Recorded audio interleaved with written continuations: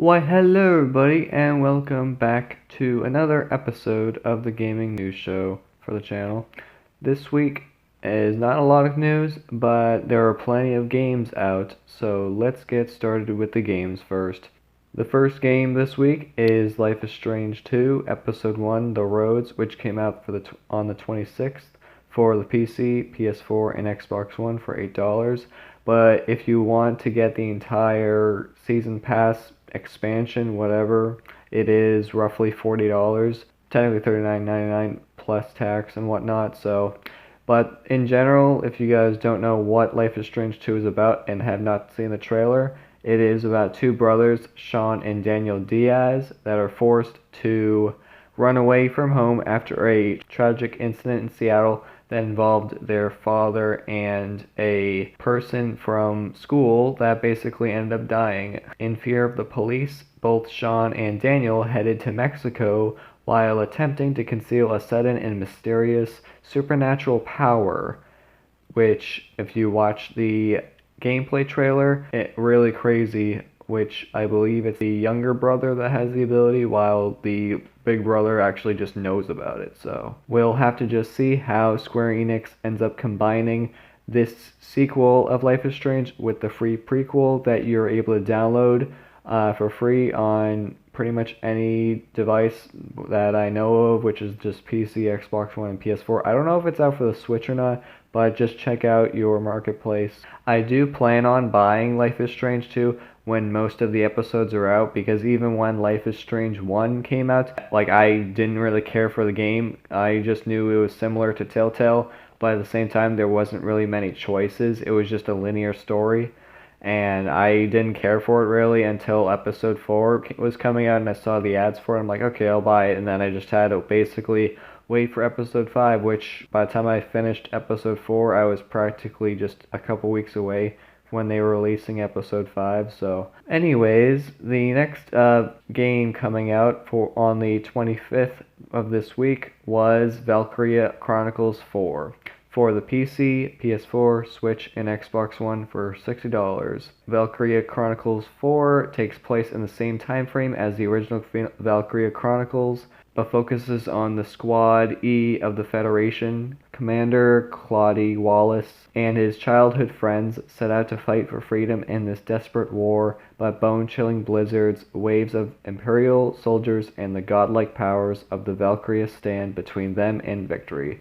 So I'm assuming, I didn't look at the Wikipedia page or anything, I just was like, hey, what's the backstory of this, of what's being said on the game thing, because I'm guessing it's Japanese related, but I have no idea, or anime related and whatnot, based off the art style that I saw. But anyways, the last game that I saw that was pretty much a highlight of what's coming out this week was FIFA 19 on the 25th of this week for PC, PS4, Switch, Xbox One, and surprisingly, EA is still releasing for the Xbox 360 and PS3, even though it's not using the newer engine, but whatever.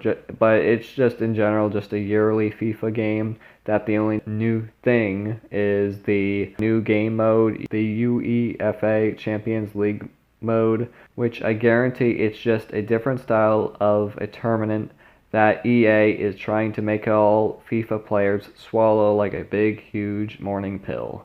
My big question, other than because they're still getting sales from people literally still hanging on to the Xbox 360 and PS3, is why do they still keep porting games for the 360 and PS3 when there's so many PlayStation 4 and Xbox One players that play FIFA, as well as of course the PC and whatnot.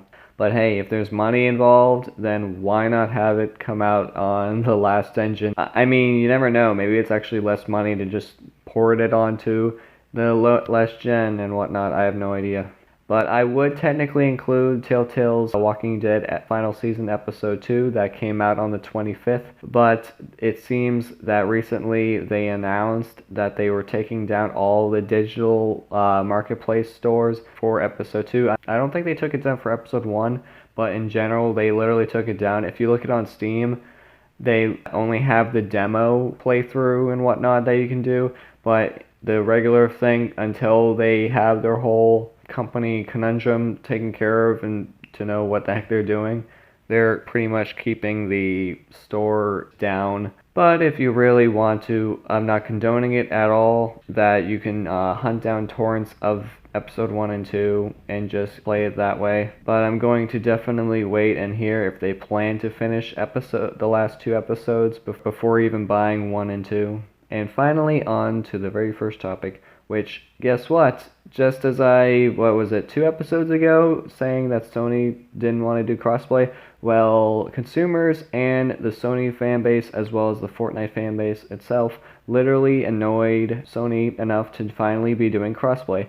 But it's only for Fortnite. And it's just funny though, because Sony was just like, hey, they only wanted Fortnite to be on their own separate console because it's superior. Well, players pushed it enough to the fact that Sony is now going to be having a form of crossplay available, but it's only going to be in a beta for now. That's, of course, only going to be for Fortnite because it's free compared to Minecraft and whatnot.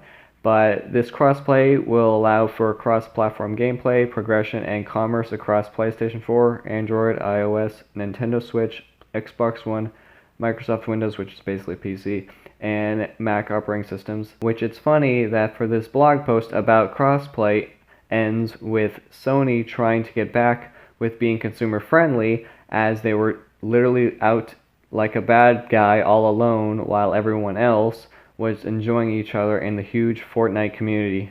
Hopefully they do eventually release crossplay completely and make other games available, such as Minecraft with other systems, or even other games, because I know they have Rocket League crossplay with PC, but even then it's like, what the heck, just put it with the Switch and Xbox One. Like, stop being a baby about it. As much as I do, of course, like the crossplay available, I really question why PlayStation users wanted to be owned by the largest Fortnite user base on PC. But I advise you all to still keep using your PlayStation Fortnite accounts, as we don't know if they plan to move forward with crossplay completely, as it is just a test run on a beta. So just be cautious, because you never know. Maybe if you may end up using an account that's using all the crossplay, you never know if you end up porting that to the PlayStation and then they completely stop the beta and, oh yeah, we didn't like the results, so we're just going to completely cancel it.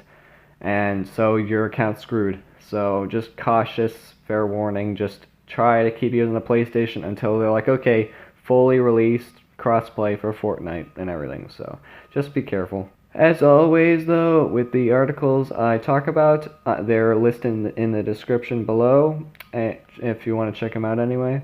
The next topic is what was on Steam itself, which Valve released a controller gaming on PC study, which it seems that the study released by Valve themselves is all about what controllers that Steam users end up plugging in most often when playing games, which, as you can see by the chart shown, it seems that the bigger controllers are owned by Xbox One or Xbox 360, as well as somewhat PS4, but this article says that it's due to the fact that PlayStation controllers were never really perceived well for gaming on PC, so the support for these controllers are actually usually lackluster at best.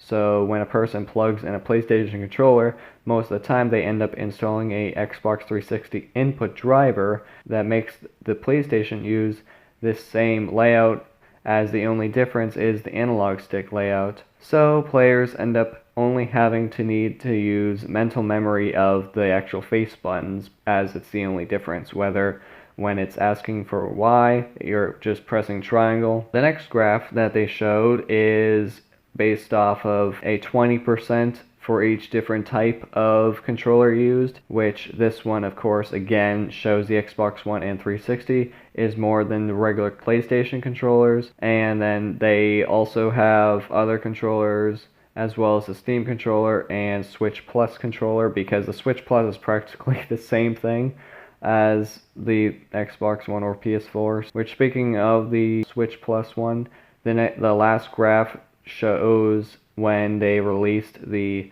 Switch Plus controller, and it's understandable too for this graph, which it's basically saying that at first, not many users wanted to use the Switch Pro controllers because the support wasn't there on Steam until a whole year and 2 months into 2018 after this Nintendo Switch was first released. I personally could use a PlayStation controller on PC, but I prefer using a 360 wireless controller, as I bought the wireless adapter for it way before I even had an Xbox One or any of the PlayStation consoles, because it was only like 20 to 30 bucks or something when I bought it from Microsoft, or it was eBay or something, I don't know. But anyways, I either just use a 360 wireless, or if I feel like it, I just end up plugging in an Xbox One controller via USB, since I don't have a Bluetooth Xbox One controller that comes with an Xbox One S or X. I just don't have one of those. It's just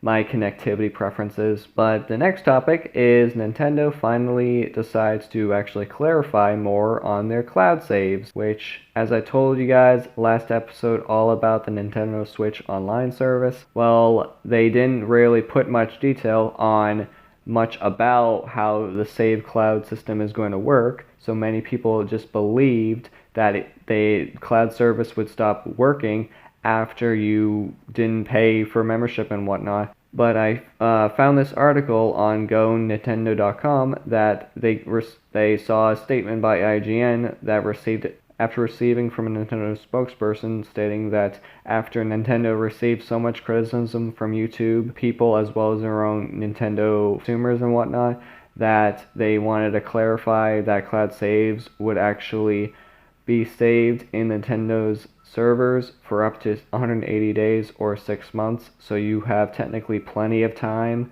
to save up money for whatever Nintendo Switch online service plan you feel like using. These great stories that I share with you guys are a great example of why you should keep yelling at companies like Nintendo, Microsoft, or Sony for better products and services, because otherwise they'll just try to keep stealing money away from you, and we all know that they can only get away with as much as we allow them to.